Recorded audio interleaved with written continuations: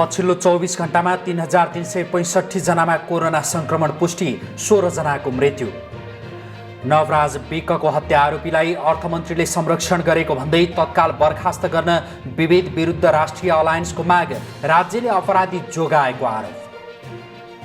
सडक मर्मतमा ठेकेदारले बेवास्ता गरेको भन्दै गोर्खामा स्थानीय र जनप्रतिनिधिले सडकमै कोदो रोपे, तत्काल सडक मर्मत नगरे कारबाही गर्ने स्थानीय सरकारको चेतावनी।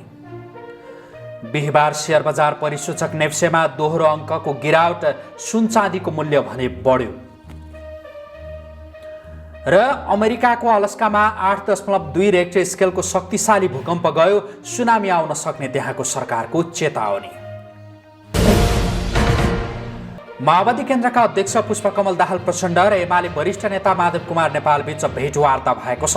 एमालेको माधव कुमार नेपाल समूह र माओवादी बीच एकता हुन सक्ने चर्चा चलिरहेका बेला भएको यो भेटघाटलाई निकै अर्थपूर्ण रूपमा लिएको छ। नेता नेपाललाई भेट्न प्रचण्ड कोटेश्वर पुगेका थिए, तर एकताको चर्चालाई भने दुवै पक्षका नेताहरूले हावादारीको संज्ञा दिएका छन्। त्यसअघि प्रधानमन्त्री शेरबहादुर देउवा र प्रचण्डबीच कुराकानी भएको थियो। प्रधानमन्त्री देउवालाई बालुवाटारमा पुगेर भेटेका प्रचण्ड नेता नेपाललाई भेट्न उनको निवास पुगेका थिए। नवराज विकको हत्याका आरोपीलाई संरक्षण गरेको भन्दै जातीय विभेद विरुद्ध राष्ट्रिय अलायन्सले अर्थमन्त्रीबाट जनार्दन शर्मालाई बर्खास्त गर्न माग गरेको छ। बिहिबार काठमाडौँमा पत्रकार सम्मेलन गर्दै अलायन्सले अपराधीको पक्षमा बोलेकोमा सार्वजनिक माफी माग्नुपर्ने, मृतकहरूलाई शहीद घोषणा गर्नुपर्ने, पीडित परिवारलाई रोजगारी र गाँसबासको व्यवस्था सहितको 3 बुँदे माग समेत राखेको छ। नवराज विकसहित 6 जना दलित युवाहरूको निर्मम हत्या हुँदा पनि मन्त्री शर्माले दोषीलाई कारबाही गर्नुको सट्टा जोगाएको अलायन्सको आरोप रहेको छ। पत्रकार सम्मेलनमा बोल्दै अलायन्सका संयोजक डाक्टर मित्र परियारले नेताहरू सत्ता, पद र व्यक्तिगत स्वार्थका लागि लिप्त भएको आरोप लगाए। अन्तर्जातीय विवाहको आरोपमा भेरी नदीमा फालेको भन्दै राज्यले अपराधी जोगाएको समेत उनको आरोप थियो। पछिल्लो 24 घण्टामा थप 3365 जनामा कोरोना संक्रमण पुष्टि भएको छ। देशभर गरिएको 9555 पीसीआर परीक्षणका क्रममा 2335 र 4687 एन्टिजेन परीक्षणका क्रममा 1030 जनामा संक्रमण पुष्टि भएको हो। यो सँगै नेपालमा कोरोना संक्रमितको संख्या 7,50,022 पुगेको छ। त्यस्तै थप 16 जनाको कोरोनाका कारण मृत्यु भएको छ।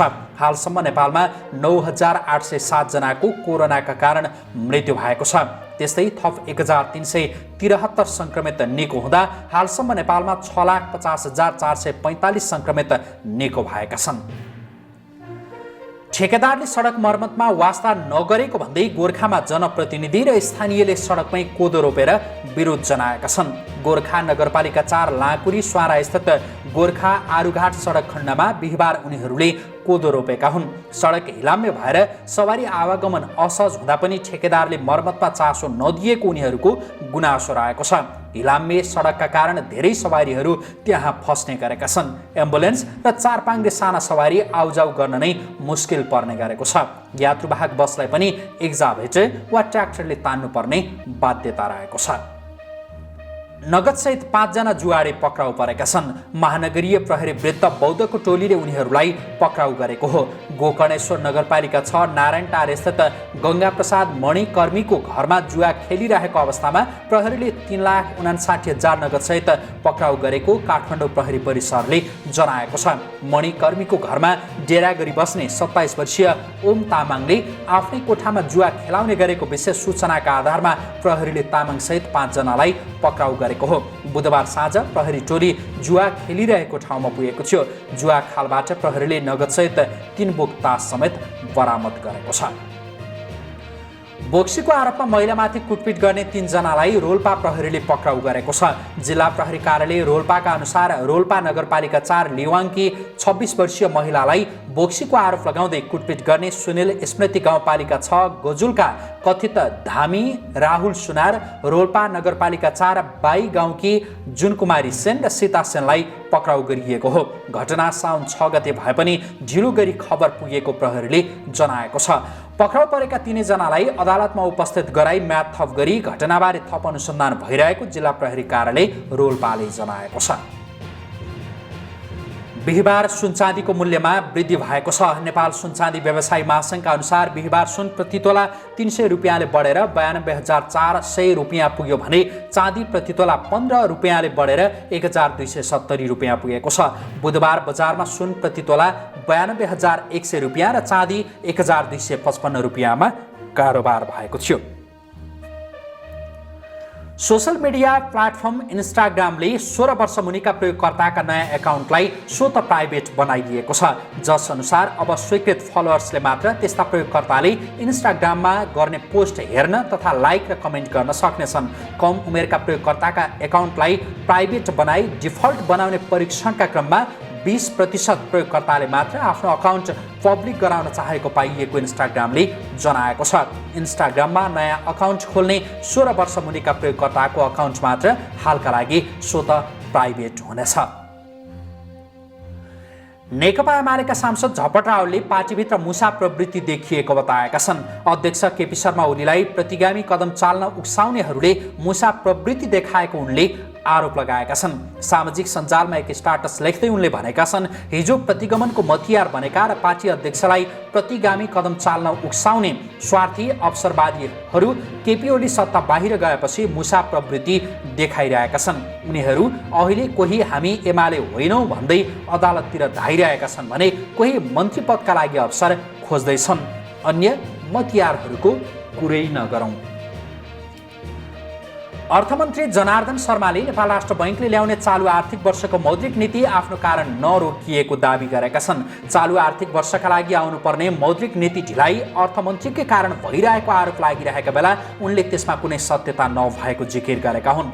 अर्थमन्त्री शर्माले राष्ट्र बैंक स्वायत्त संस्था भएको भन्दै आफूले सुझाव मात्रै दिएको बताएका छन्। नेपाल आर्थिक पत्रकार सङ्घ नाफिससँगको छलफलमा बोल्दै अर्थमन्त्री शर्माले ब्याज दर नबढोस्, अर्थतन्त्रलाई नकारात्मक असर नपरोस् भनेर केही सुझाव भने दिएको बताएका छन्। जनता समाजवादी पार्टी जसपाले लुम्बिनी प्रदेशसभाका 3 जना सदस्यलाई निष्कासन गरेको छ। सांसदहरू सन्तोष कुमार पाण्ड्य, विजय बहादुर यादव र कल्पना पाण्ड्यलाई निष्कासन गरेको बताइएको छ। पार्टीले लगाएको व्हिप उल्लङ्घन गरेपछि उनीहरूलाई गत जेठ 30 गते स्पष्टीकरण सोधिएको र त्यसको चित्तबुझ्दो जवाफ नदिएकाले राजनीतिक दल सम्बन्धी ऐन 2073 अनुसार कारबाही गरेको जसपाले जनाएको छ। पार्टी निर्णय विपरीत जसपाका 4 सांसद प्रदेश सरकारमा सहभागी भएका थिए। प्रधानमन्त्री शेरबहादुर देउवाले बाघको वासस्थान सुरक्षित राख्न विशेष ध्यान दिनुपर्नेमा जोड दिएका छन्। विश्व बाघ दिवसका अवसरमा ललितपुरमा बिहिबार भएको कार्यक्रमलाई सम्बोधन गर्दै प्रधानमन्त्री देउवाले बाघको वासस्थानको सुरक्षा, चोरी निकासी, गैरकानुनी व्यापार नियन्त्रणका लागि ध्यान दिनुपर्ने बताएका हुन्। प्रधानमन्त्री देउवाले वन्यजन्तु मैत्री पूर्वाधार निर्माणमा सरकार प्रतिबद्ध रहेको धारणा पनि राखेका छन्। त्यस्तै उनले विश्वका विभिन्न देशबाट बाघ हेर्न मानिसहरू आउने भएकाले पर्यटन प्रवर्धनमा पनि बाघको महत्त्वपूर्ण भूमिका रहेकोमा जोड दिएका छन्। सर्लाहीका उखु उत्पादक किसानले उखुको भुक्तानी नपाएको भन्दै फेरि आन्दोलन गर्ने चेतावनी दिएका छन्। आफूहरूले उत्पादन गरेको उखुको करोडौं भुक्तानी नपाएको भन्दै उनीहरू आन्दोलनको तयारीमा लागेका हुन्। बिहिबार काठमाडौँमा पत्रकार सम्मेलन गर्दै उखु किसान सङ्घर्ष समिति सर्लाही, राष्ट्रिय कृषि श्रमिक सङ्घ, उखु किसान सङ्घर्ष समिति सर्लाही र किसानहरूले संयुक्त पत्रकार सम्मेलन गर्दै विगत 3-4 वर्ष अघिदेखिकै भुक्तानी आफूहरूले पटक पटक आन्दोलन गर्दा पनि नपाएको भन्दै फेरि आन्दोलन गर्ने चेतावनी दिएका हुन्। प्रतिनिधि सभा अन्तर्गतको महिला तथा सामाजिक समितिले सम्भावित कोरोनाको तेस्रो महामारीसँग लड्न आवश्यक तयारीमा लाग्न सरकारलाई निर्देशन दिएको छ। सिंहदरबारमा बिहिबार बसेको बैठकले सम्भावित कोरोनाको तेस्रो महामारीको तयारीसहित छिटोभन्दा छिटो परिणामदायी रणनीति बनाउन सरकारलाई निर्देशन दिएको हो। आवश्यक भौतिक संरचना र उपकरण, खोप लगायतका व्यवस्था गर्न स्वास्थ्य मन्त्रालयलाई निर्देशन दिएको समिति सभापति निरुदेवी पालले जानकारी दिएका छन्। साताको अन्तिम कारोबार दिन बिहिबार शेयर कारोबार परिसूचक नेप्से दोहोरो अङ्कले घटेको छ। बुधबार बढेर ऐतिहासिक रेकर्ड कायम गरेको नेप्से परिसूचक बिहिबार 15.11 अङ्कले घटेर 3079.83 अङ्कमा झरेको हो। क वर्गका कम्पनीहरूको कारोबार मापन गर्ने सेन्सिटिभ इन्डेक्स पनि 3.47 अङ्कले ओह्रालो लागेको छ। नेप्सेमा कारोबार हुने समूहगत सब इन्डेक्सहरू होटल तथा पर्यटन र विकास बैंक भने बढेका छन्। बाँकी सबै इन्डेक्सहरू घटेर रातामै देखिएका छन्। नेप्से परिसूचकसँगै कारोबार रकममा समेत कमी आएको छ। चीनमा मानवाधिकार र अन्य संवेदनशील राजनीतिक विषयमा अभिव्यक्ति दिने एक अर्बपतिलाई 18 वर्षको जेल सजाय सुनाइएको छ। अर्बपति सुन डौमाथि विवाद सिर्जना गर्न खोजेको र विषयलाई भड्काउने प्रयास गरेको आरोप लगाइएको थियो। चीनमा प्रजातन्त्र र मानवाधिकारको वकालत गर्ने व्यक्तिहरूलाई सोही मुद्दा लगाइने गरेको बताइन्छ। यसमा डौ पनि दोषी पाइएका हुन्। उनी चीनको सबैभन्दा ठूलो निजी कृषि व्यवसायका मालिक हुन्। अमेरिकाको अलास्का द्वीपमा 8.2 रेक्टर स्केलको शक्तिशाली भूकम्प गएको छ। अमेरिकाको जियोलोजिकल सर्वे USGS ले स्थानीय समयअनुसार बुधबार राति 10:15 बजे उक्त भूकम्प गएको बताएको छ।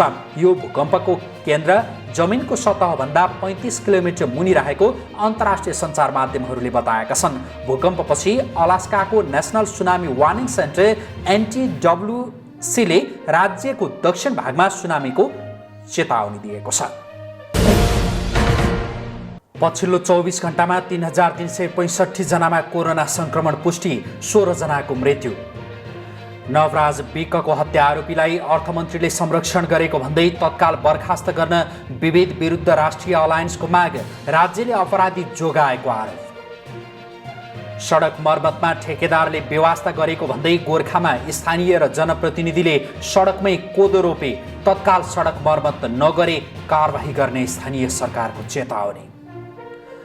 बिहिबार शेयर बजार परिसूचक नेप्सेमा दोहोरो अङ्कको गिरावट, सुन चाँदीको मूल्य भने बढ्यो।